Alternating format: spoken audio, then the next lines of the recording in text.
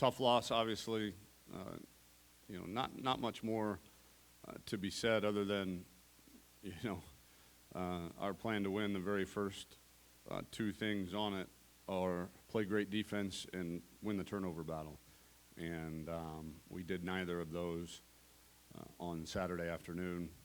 You're not going to win games against very good teams, especially on the road, especially in an environment where the opponent now is 13-0 in their last 13 home ball games by turning the ball over 3 times, not getting any, not stopping the run, giving up an offensive touchdown, and basically giving up 9 points on special teams with a safety and an 85-yard kickoff, which for all intents and purposes was a kickoff return for a touchdown because they punched it in one play later. So, we didn't help our defense out at all on the other two phases, basically giving them 16 points.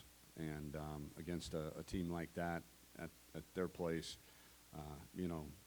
from a pure defensive scoring metric, we actually, our defense held them to less touchdowns than the team last year.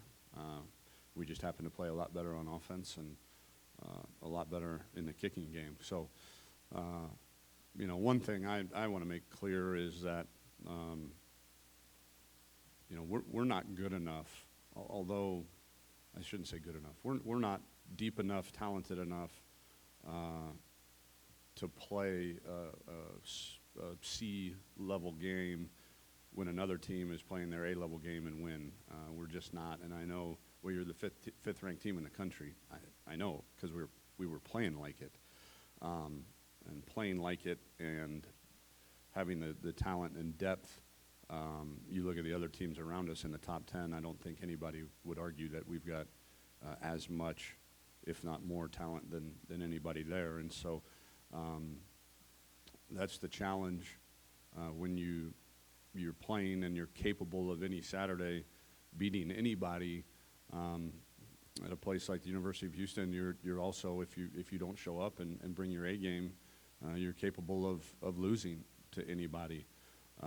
Whereas, some of the other elite teams, top 10 teams in the country, can have a subpar game and still win. Ohio State didn't score an offensive touchdown until the third quarter against Tulsa, and wound up winning 41-3. So I think, there's many other teams kind of in that top 10 that can have an off day and still come out with a win, and we can't, and we need to realize that. And it's my job as a head coach to make sure that we realize that. The good news, and I told our team this yesterday in a team meeting, kind of a state of the program after a season and a half. In 14 months, we're 18-2. That's a 900 winning percentage. I think that's pretty damn good. We're 5-0 against top 25 teams, 2-0 against top 10 teams, and we have shattered numerous records on both sides of the ball. Some really cool things too. We have an opportunity to have the best back-to-back seasons in the storied history of the University of Houston football. The win total for that over a 2-year span sits at 21 right now, and we're at 18. And then I think maybe even cooler than that, for a 4-year span. So for this senior class, the record for wins in our storied program's history is 36. And we're at 34 right now, starting in 2013. So this senior class has a chance to go out as far and away the most accomplished senior class in the history of University of Houston football. And so there's a lot of things positively to point to in terms of the state of the program. The biggest one, or the biggest thing, though, that we do have to realize is, yes, are we capable of beating Florida State and Oklahoma and Louisville on any given Saturday? Absolutely. But we're also not talented enough, not deep enough, to go on the road and play a C game against a very formidable opponent such as Navy or really anybody that's left on our schedule and come out with a win. And I think our guys realize that. And although the loss hurt and it should hurt, you know, we flushed it yesterday. Our guys had a really, really energetic Sunday night practice yesterday. I was encouraged by that, and I think, you know, as we come ready to prepare this week, I think we had a really good week of preparation for Navy. We just didn't take that preparation to the field, and I think, you know, there's a lot of lessons to be taken from that game, and we're playing a 4-1 Tulsa team that's playing much better on defense, and obviously their offense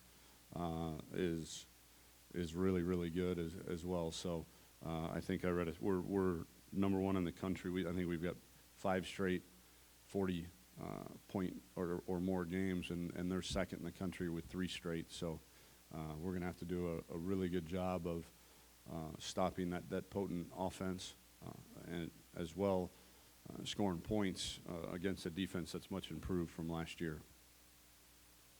Questions?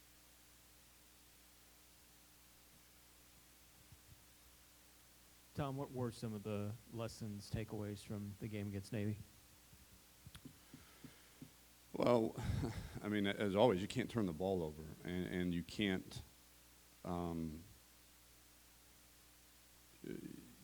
press on either side of the ball when you feel like the other side is maybe struggling a little bit. You know, pressing in this game is one of the worst things you can do, and trying to make things happen. You know, we've got to have a calmness about us on all sides of the ball that, hey, we may be in a 50-50 shootout. We may be in a 0-0 defensive struggle. We may be in a 20-20 game where, you know, one side is playing better than the other, but we've got to maintain our level of championship execution regardless of the scoreboard or situation, and not get too uptight. And I think, you know, again, you can't turn the ball over. I mean, I don't know that that's a lesson we learned on Saturday, but it was certainly one that was reinforced.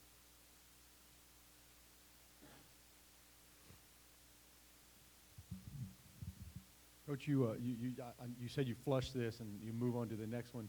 Do you still tell the team? I mean, obviously the conference championship was the goal going in.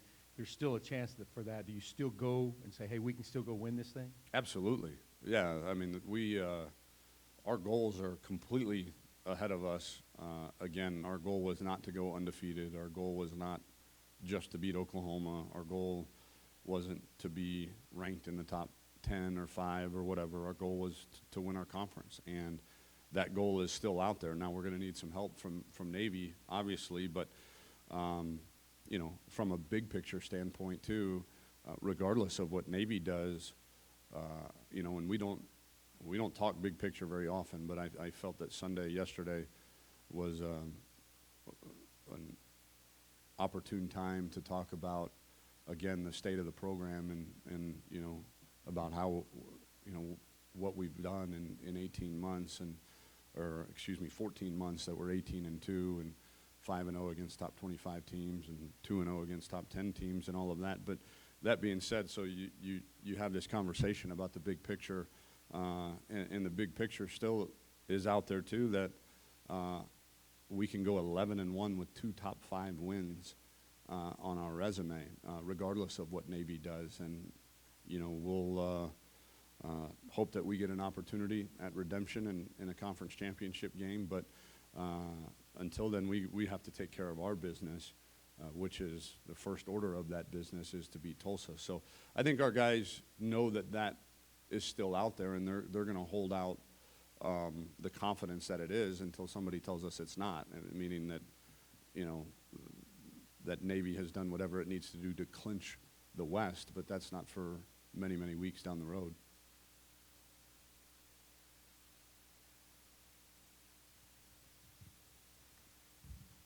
Tom, this is kind of a two-parter with Brandon Wilson back. What's the process to ease him into, or do you have to? No. He's in. He was running with the first team yesterday. Took every rep.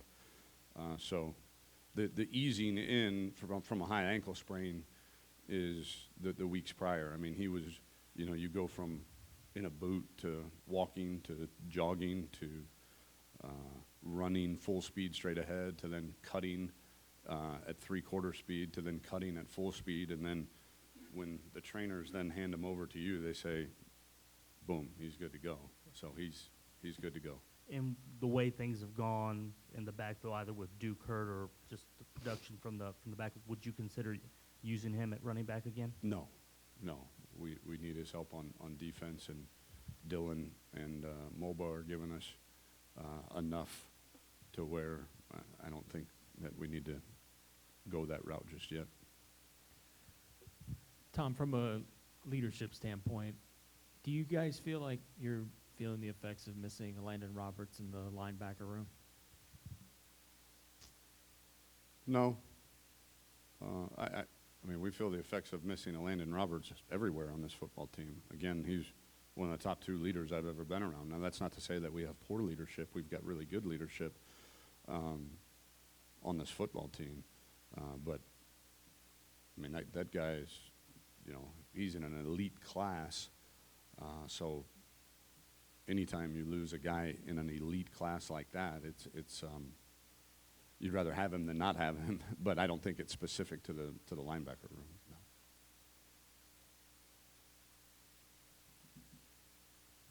Tom, to kind of piggyback off of what he just asked, after the game, a couple of the players that were made available were team captains, and I asked them specifically on the defensive side if they felt with maybe some of the things that have happened lately, and it's not and with the team event, like you said last night, that was kind of a team event in the moment, but just the fact that things have happened the last 2 weeks, do you rely on them, or do you need them to step up and talk to players, talk to teams, say, hey, we can't, have this happening, or, we don't want to get put in these positions for things like that to occur?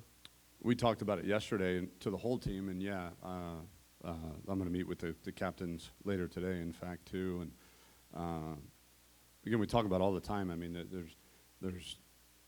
there's things that 7-5, 8-5 teams do, and there's things that 11, 12-1 teams do. The plan we talk about all the time. The plan is infallible, and the only thing that can screw up the plan is the decisions that people make. And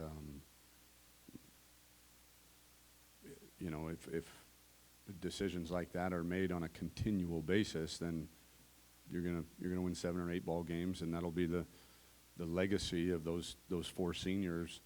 And I challenged them. We're working on getting a captain's wall put up in the stadium, and I even kind of visualize it. Okay, here's the captain's wall. Okay, 2015, Adrian McDonald, Elandon Roberts, Kenneth Farrow, and Alex Cooper. Oh man, 13-1, Peach Bowl champs, New Year's 6, conference champs. Great. Okay, what about 2016? Greg Ward. Oh yeah, he was a good player. Cameron Malvo, good player. Brandon Wilson, good player. Yeah, the good players. Oh, only 8 wins. Oh yeah, that was the year they started off with all these expectations, and something happened. And so I challenged them pretty good yesterday in front of the team, and I'll do it privately again today. But again, I'm not worried, not at all. I'm not concerned in the least. Everybody wants answers, to what when you lose a ball game. Again, the answer is, we're not talented enough, we're not deep enough to play average to below average on the road against a good football team. And that's what we did, and we got beat.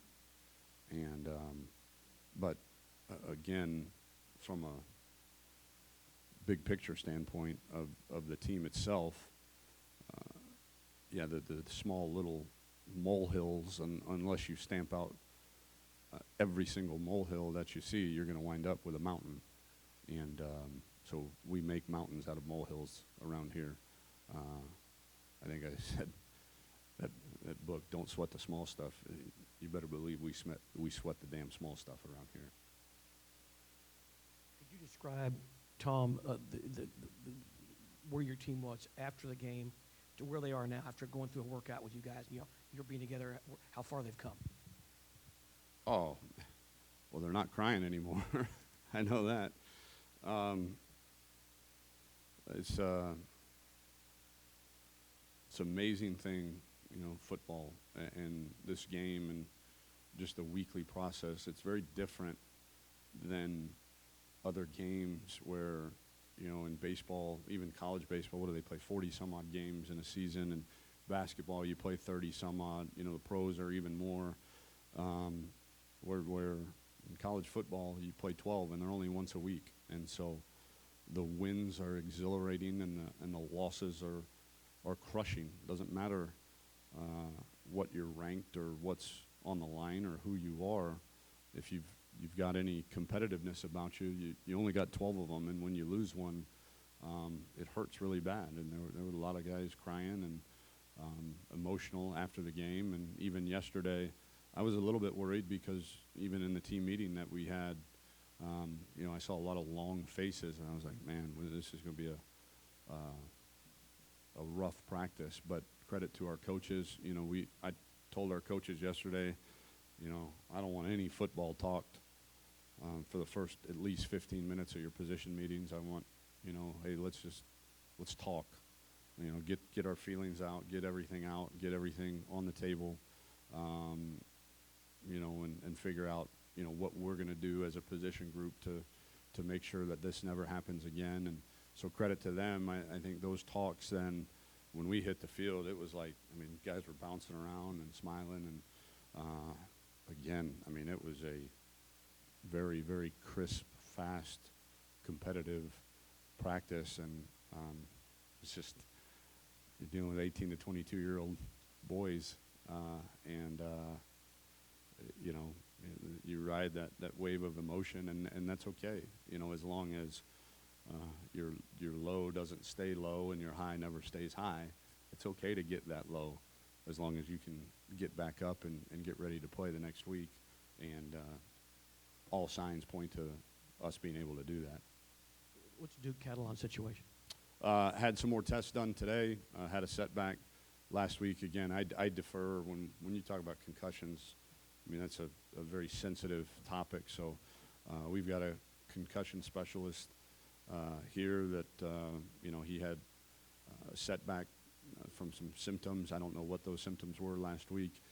Had some more tests done today, and we should know, or I don't know that we'll know anything. We'll have a better handle on maybe where he's at later this afternoon.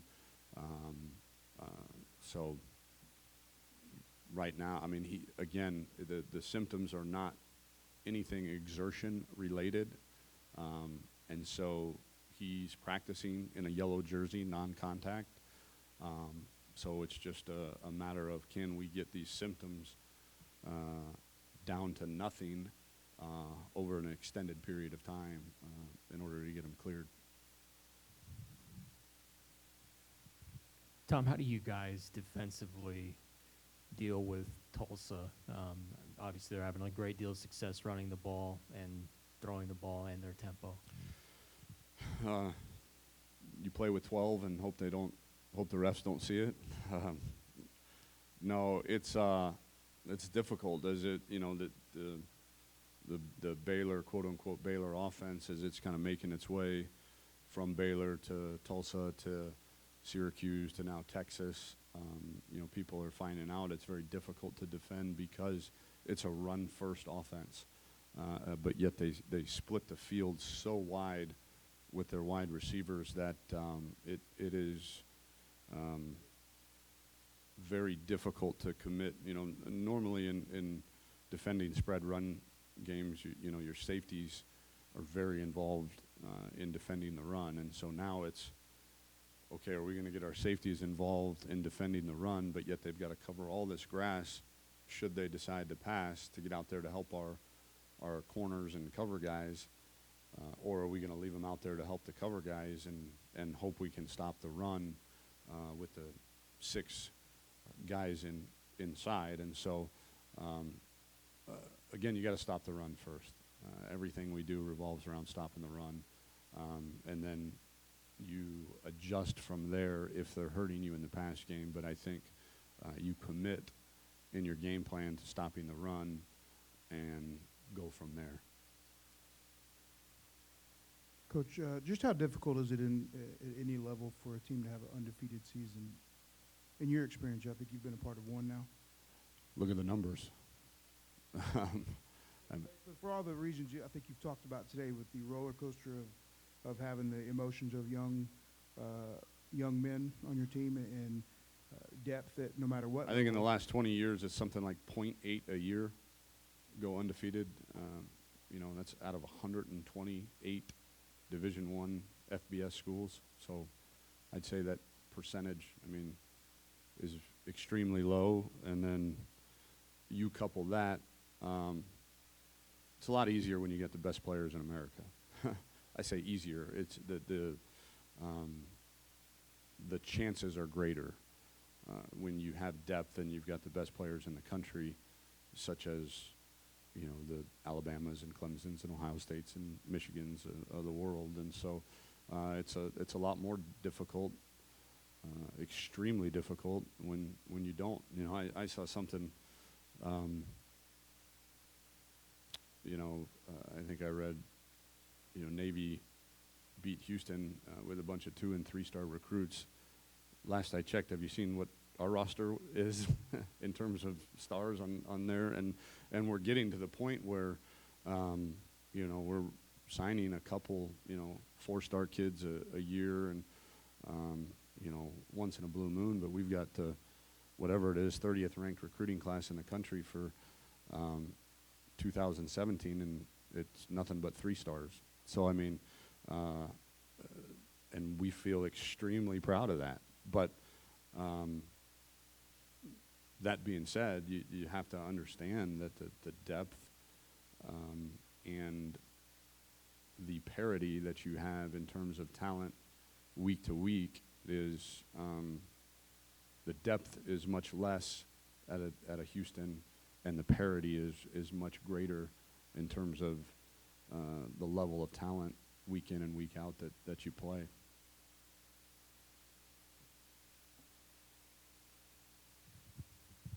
Tom, I didn't get a chance to ask you after the game the other night, but on the snap, on the punt, just conditions, slippery.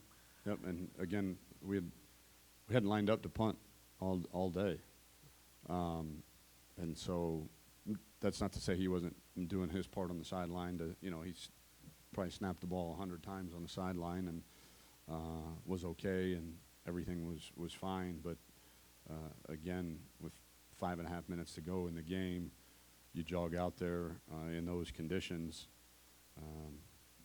especially with your punter in the damn end zone. It's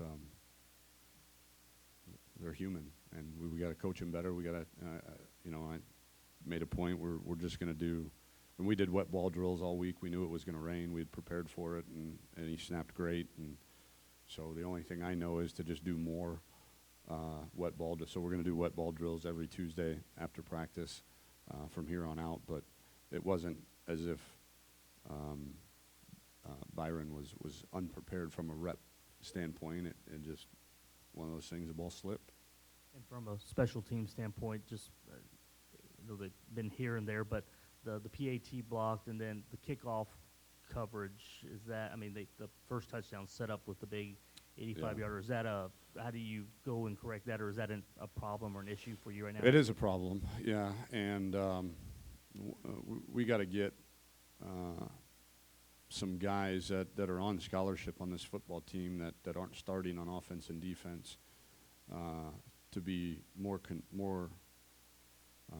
have more contribution in special teams, and I challenge those guys. I'm not going to name them, but there's plenty of guys right now that aren't redshirting, that aren't starting on offense or defense or playing a ton, but they're not playing on special teams. And if you're a backup running back, you're a backup wide receiver, you're a backup linebacker, you're a backup DB, or you're a backup tight end, and you don't play on special teams, what good are you to this football team?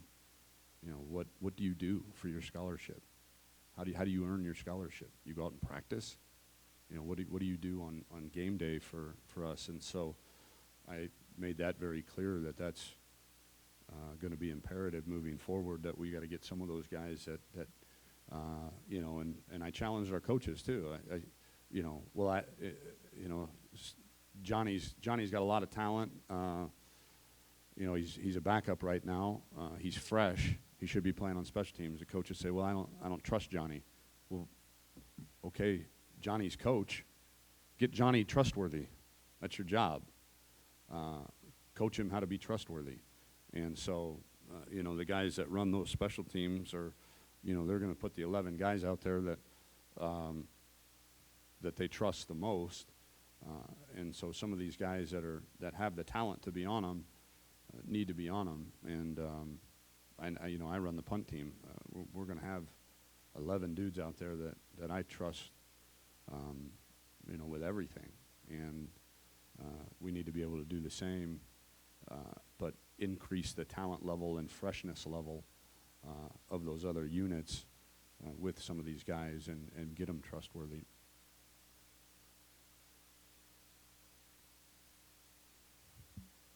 Also, just checking, you had mentioned you were going to wait a while on Taius to see if he would need any sort. Is that set, or is he going to need to have surgery? He does need to have surgery. Yeah, it's today, in fact. Is that once they go in? Is there a rough timetable? I mean, you expect to get him back this year? Oh yeah.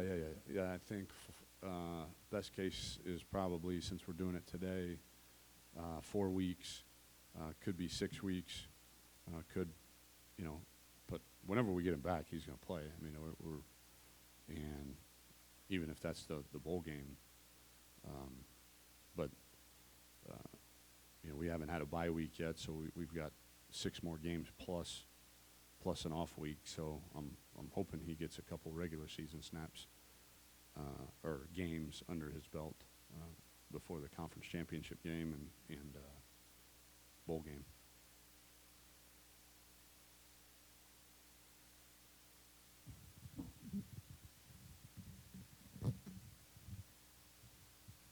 Going to go off topic quite like you did on the conference call and ask you about the presidential election.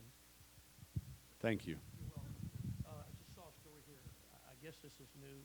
The college football playoff is going to now give stipends to parents and grandparents and guardians of athletes who are competing $2,500 to be able to travel to those games if you're in the playoffs. What do you think about that, Tom, generally speaking? I mean, that's credit to Urban Meyer. He brought that up the first year of the playoffs. When we went to the playoffs, you know, it's you basically go to 2 bowl games within 9 or 10 days, and you're asking these parents to go. For us, it was from Columbus or Ohio to New Orleans, and then 9 days later go to Dallas, Texas. That's not right. To see your kid play in the ultimate championship of college football. And so I think even starting that year, the school was allowed to pay the parents or reimburse them for flights and gas and things like that. He got that done within a short couple months. But now it sounds like the CFP themselves are going to do it and take the load off the school. I think that's great. I think it's great. Well needed. I don't think that's a phrase, is it? Much needed? Yeah. Don't quote me on that.